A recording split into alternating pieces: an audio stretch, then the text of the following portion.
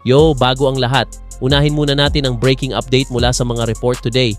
Ayon sa ilang US Sports Insiders, mukhang ayaw na raw ni Giannis sa Lakers at New York Knicks, so isa ang Warriors sa mga active exploratory teams na patuloy na nakabantay sa sitwasyon ni Giannis sa Milwaukee Bucks.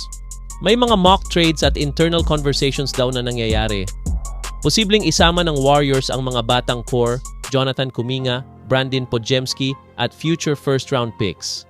Kasama rin sa ilang proposals ang salary match tulad ni Draymond Green kung kinakailangan. At ayon sa ilang analyst, Golden State is monitoring the situation closely habang si Giannis ay may uncertain future sa Bucks. Ibig sabihin, hindi ito random rumor lang, may usapan behind the scenes. Bakit nga ba gustong makuha ng Warriors si Giannis? Mga bro, simple lang, timeline ni Curry. Papunta na si Steph sa twilight ng career niya. So ang Warriors, naghahanap ng next franchise superstar na pwedeng magdala sa team for the next 5-7 years. At sino ba ang perfect?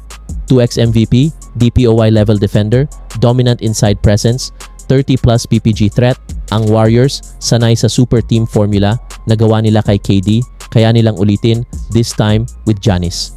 Pero syempre, hindi lahat ng maganda madali. Ito ang mga biggest obstacles. 1. Super expensive trade package. Para makuha si Giannis, kailangan ng Warriors mag-offer ng halos buong future nila. Multiple first-round picks, young stars, rotational pieces. 2. Giannis's preference, may reports na baka hindi siya interesado pumunta sa Golden State.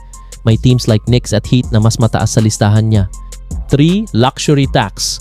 Grabe ang magiging tax bill ng Warriors kapag sabay si Curry, Draymond, Butler, contract hold at Giannis.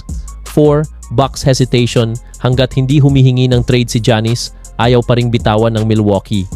So mga ka-NBA vibes, eto ang malaking tanong. Realistic ba ang Giannis to Warriors trade? Possible?